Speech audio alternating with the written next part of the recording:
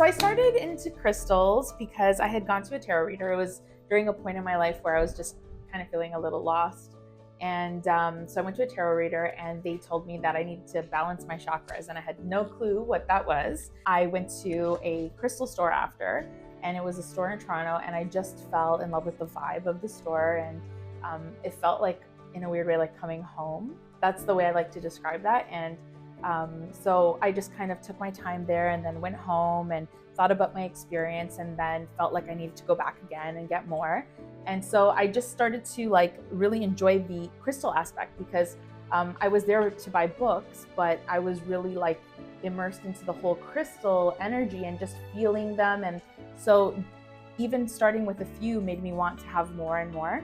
And then I started doing research on, at the time, Instagram is still prevalent now, but it was very prevalent at that time with all the pictures and things like that. So I started Googling or looking through Instagram to see what I could find on any sort of crystals. And I fell down that rabbit hole of Instagram and crystals. And then I discovered live sales there, and I was like, oh, what's this? So another way to purchase more crystals.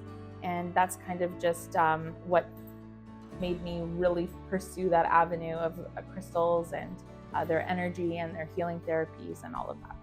You are selling crystals and you are selling them as healing tools, but you don't even know if they are real crystals or not. And that's where the danger becomes, and that's why it's important to be a certified crystal practitioner, which is what I am. And what that does is that means I know a little bit about the science behind crystals. I know how they are used as healing tools, why they are used as healing tools. And I'm able to, for instance, I know that where I'm sourcing, I know exactly the right questions to ask to make sure that I'm sourcing authentic material. I do go to the gem shows in the United States. I go to the Tucson Gem Show every year, which is the largest one in the world. And I think that's important. And these are things that if someone is going to start this kind of business in this realm, you don't necessarily have to go through all the steps that I've gone through, but I do it because I think I want to instill confidence in my clients that when they come shop with us, they're getting authentic healing tools, if that's what they want to use it for, or if they just love the crystal for what it is, that it's a genuine garnet crystal, for instance, that I'm able to tell them where it's sourced from, what's in it, what it can do, and all of that.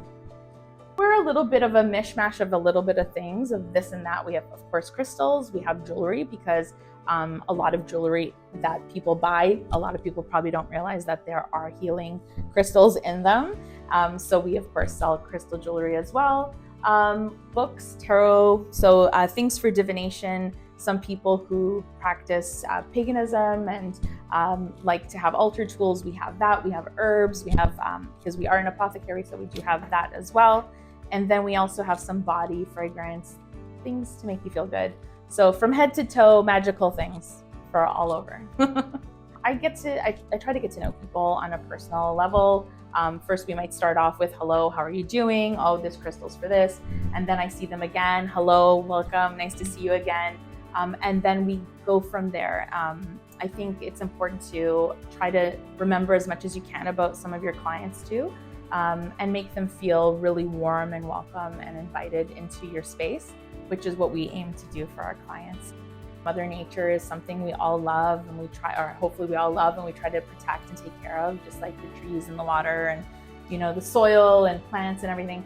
And crystals come from the earth. They are born from the earth, closest to the earth core. And so when you think of that, and you think of how they've been for millions of years in that place, in caves and all of that, why wouldn't they have an energy? You don't have to believe in what they symbolize, for instance, let's say rose quartz is for love and compassion. You don't have to believe that, but I mean, what would stop you from believing that it has energy though? And so if you can believe that, then maybe you'll love them anyway, even just for the way they look.